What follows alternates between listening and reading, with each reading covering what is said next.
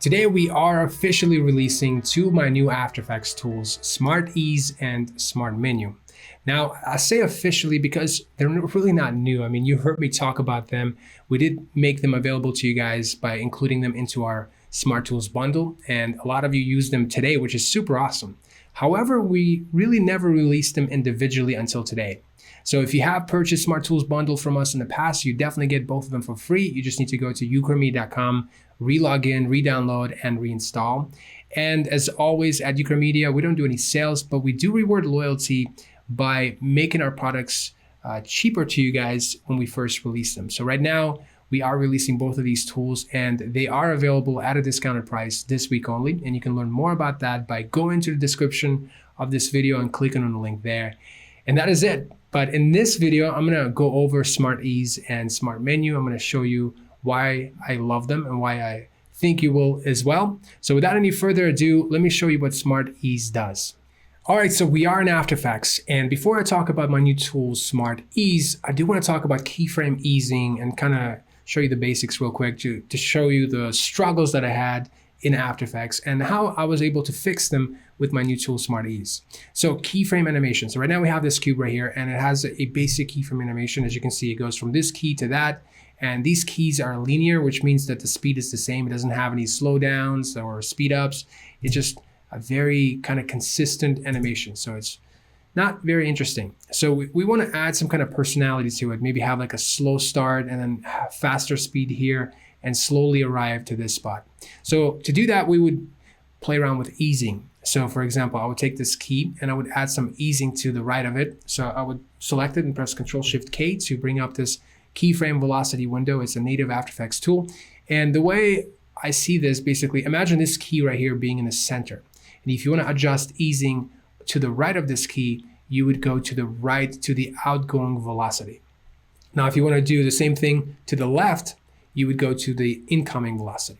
So I want to adjust the outgoing velocity and slow it down here. So I would adjust the influence. I'm going to take speed down to 0 so it won't have any initial speed. And then I will have influence maybe like 50%. So something like that. When I press OK, it will change my key and now it will have more of a slower start. So watch this. So as you can see, it's not the same speed and it kind of arrives to this key faster. So what I want to do next, I want to take this key and adjust the easing so it arrives slower here, which will make the like the inside here more faster. So the middle will be definitely faster. So I'm going to select this key, press Ctrl-Shift-K to bring up the keyframe velocity, and we're going to adjust the incoming velocity. Remember, on the inside here. So we're going to set the speed to 0 and then influence, let's go all the way to 100. So now when I press OK, it's going to have a slower start, then much faster in the middle, and then slowly arrive to this key. So if I preview this, you can see it definitely has a different animation, it has more of a personality, and yeah, that's keyframe easing.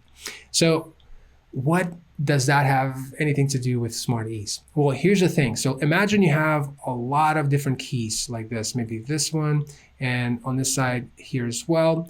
And what if you wanted to adjust keyframe velocity to all of these keys? How would you do it? Naturally, you probably think just highlight them like we did with the one key, and then press Ctrl-Shift-K, go to keyframe velocity, and just, we're gonna do the same thing, by the way, just do like a 50%. So I'm gonna say 50, and then press OK. As you can see, it's not really working. It's only doing it to like one key. And so naturally you're like, all right, well, let's select more, maybe like these two.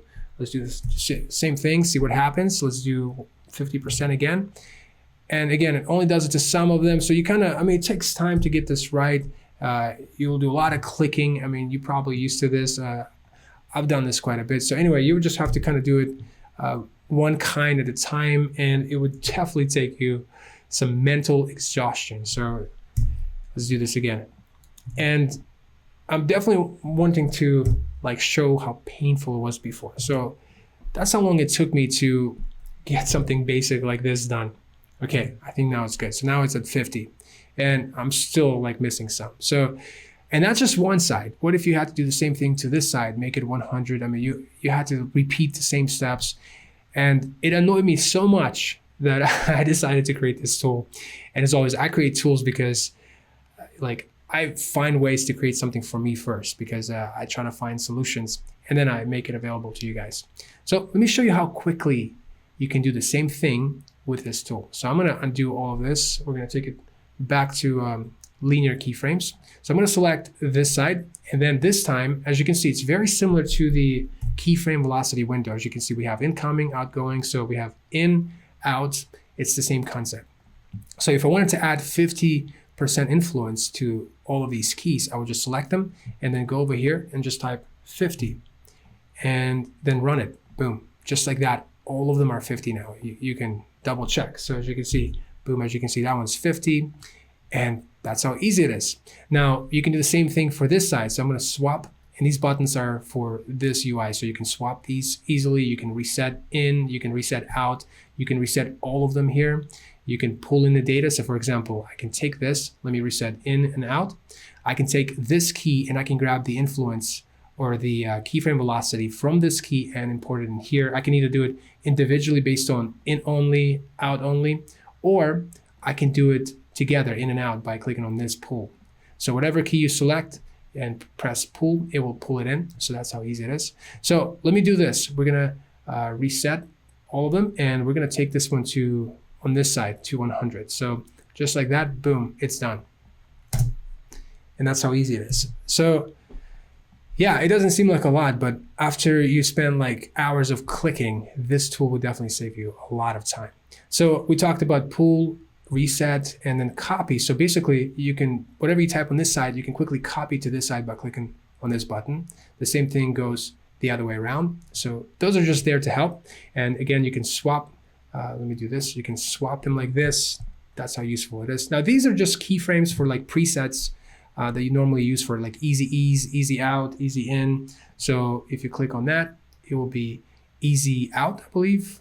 Let me make sure. Yeah, easy out. So you can select this, press Ctrl-Shift-K. It basically adds like some influence to the outgoing velocity. You can also select this one and do in. You can select that one, do easy ease. So that's what those are, and these are presets. Let me show you what they are. So for example, right now, if you select this, the 0 one is the default. When you first open up the Smart Ease, whatever you have in here, it's stored in 0. So for example, let me reset this, and it's also whatever you reset. So when you click reset, it goes to the default, whatever that is. So I can make it this, and I can say 0, I'm going to set you, boom. Now 0 is whatever we type in here. So when I open it up now, so I'm gonna go and bring up Smart Ease. As you can see, we'll always have that. Now I can quickly reset it. I can set 0, reset to default, boom, to what it used to be. I can pull it in. Now it's gonna be 0. So if I close this, bring it back up, Smart Ease, where's it at? Here you go. And as you can see, it's fixed. But I also quickly made some presets for you guys so you can pull them in, check them out. You can kind of quickly see, but it's primarily for you guys. If you're working with a lot of keys, you can assign 1 to be one key, 2 to be another key, and you can quickly kind of go through them. So those are presets. You can also reset them to what they used to be. You can pull this information into your preset by clicking on that button, and to take the preset and bring it to this by clicking get button, and that's basically it. And yeah, that is it in a nutshell, but let me quickly show you how practical this is. So for example, right now I have this animation. It looks very boring because they're very linear. So we have 2 things happening. We have the size of each kind of like shrinking down, and then we have the position, rotation, scale. It like rotates, scales up, and boom, arrives here. So I can take the in keyframes for the size, and I can quickly set them to, let's do like a 50%, and let's set it. Okay, so now it has like a smoother start, and then we're going to select the outgoing keys or the landing keys, and we're going to set them to, let's do 100, like that. Boom. So just like that, you can tell the size is already snappy. That's good. So we're going to do the same thing for position, rotation, and scale. I have a microphone here, so it's kind of hard to see what I'm doing here. So we're going to do 50. So we're going to swap this. Let's do 50. Boom. And then for these, we're going to swap that and do 100. So now, instantly, in no time, we created something very interesting. So as you can see, boom, very smooth. I didn't have to do a lot of clicking. And yeah, so if you've done any kind of easing with keyframes, using keyframe velocity window, you know the struggle, and this tool will definitely save you a lot of time and a lot of headache. All right, so let's talk about Smart Menu. And before I show you everything it can do, I do want to show you the before and after. I want to introduce you to the struggle that I had that led me to create this tool. So it all started with me trying to create a simple drop-down menu. I remember I was working on the project for Fox Sports, MLB. I remember I had to create a drop-down menu with the list of all the MLB teams. And I clearly remember having a composition similar to this one that had already the list of all the teams with their logos like this, right? So we have, in this composition, we have, obviously it's a logo composition. We have controls layer. It's a simple null layer that is blank at the moment, but we're gonna store our drop-down menu in. But then it has just a list of team logos. As you can see, Iceland, obviously it's a flag, but let's pretend it's a logo. So then we have like Netherlands, Spain, Ukraine, and US. So it's very similar to what I had with Fox Sports. So it was just MLB logos. Now I only have 5, but back then I had like 30 some teams. And what was crazy is that I had the names of the teams already, but what I had to do to create a drop-down menu, I would have to select this controls layer and navigate over to the effect controls panel, right click, expression controls, and then bring in the drop-down menu. Then I had to change the name of it to, in this case, I'm gonna say, well, let's see. Yeah, let's do country. So we have country and we're gonna list the countries here. So then you would go to edit and you would insert 5 items. But again, in other case, I had like 30 some. So for each item, you had to manually type stuff in and you can't hit tab. It doesn't go to the next one. So you have to click, change it. So it's kind of annoying like that. So you go to the first item, then you would type something like Iceland. So second item is Netherlands. So you would go over here, Netherlands. Okay, then we would go to third one, Spain. And you had to do this manually. Okay, Ukraine. Again, I'm trying to show you how painful this is. So this was just 5, it wasn't that bad, okay? After this, you press okay, you have a drop-down menu, that's fine. But then next, you want to rig this drop-down menu to where when you pick something like Ukraine or Spain, right? When you click on it, as you can see, it says Spain. I want Spain to be visible and then everything else to be hidden. So then you would have to go into like the opacity of each layer and create an expression to rig it to where it would work with this drop-down menu. So that's definitely more steps, and anything times 33 is a lot. And so as you can see, that takes some time, mental exhaustion. So I hope I showed you the problem. Now, I'm gonna also talk about other things, but that's a good starting point. Okay, so that's how you would do it with, clicks and stuff. But let me show you how to use Smart Menu. So I'm gonna get rid of this drop-down menu, and here's what you need to do. So the way it works, it creates a Smart Menu or a drop-down menu based on how you select your layers. So the order is important. So if you select the first one as Iceland, that's the first item that you will see in the drop-down menu. So you can press Control and select more, or you can just Shift select like this, that's fine. And then the most important thing is whatever you select last, in this case, I'm gonna press Control and select this controls layer. Whatever you select last is the layer that it's going to create drop-down control on. So that's very important. So I've made my selection. Now I'm gonna go to Smart Menu and I'm gonna type, let's label it the same way. I'm gonna say country, so that's good. And I'm not gonna select anything. I'm only going to create a drop-down menu. So when you click on this, it will automatically create a drop-down menu. As you can see right here, we have the name, we have the items. So that took no time. So obviously it's not doing anything because nothing is changing, but if you just want a drop-down menu, that's how you create it. But if you want for it to affect your layers, then you select this visibility thing. So let me delete this menu. As you can see, it has SM underscore. So that's a code. Basically, when you hit delete, it searches your composition and it gets rid of it. So it's done, it's gone. So now I'm gonna make the same thing. I'm gonna make the same selection. I'm gonna Control select the last layer. And then we have visibility checked. So when I run it, it will create the same drop-down menu. As you can see, we have the same thing. We can set it to none and you won't see any logos. You can set it to Iceland, Netherlands, you get the idea. So instantly you can rig any kind of logo comp or anything like that that you can use in other compositions. So for that alone, that's handy, but we're only scratching the surface here. We definitely have more. Now those are more advanced a bit for, like, I'll show you in a second. So basically when I was creating Mogurts, I needed a lot of these. So this one has to do with colors. So if you select this, it will create 3 colors for each layer. So it will have like a primary color, secondary color, and a third color. So it has 3 colors that you have to adjust for each team that you can use in other compositions that I will show here in a second. Then if you select text, it will create another text layer, and basically will be like right here. It will list the name of it in a text form that you can access through expressions, which I'll show you here in a second as well. And then the last one, basically when you select that, it will create all the controls and it will place it in the essential graphics panel that you can use in other compositions as a template. So let me show you what I'm talking about. I have all of them selected. Now I'm going to make my selection. So I have all of them selected, and remember, control select the last layer. That's basically the layer it's going to apply all the controls to. So I have everything selected. It's named. I'm going to run it.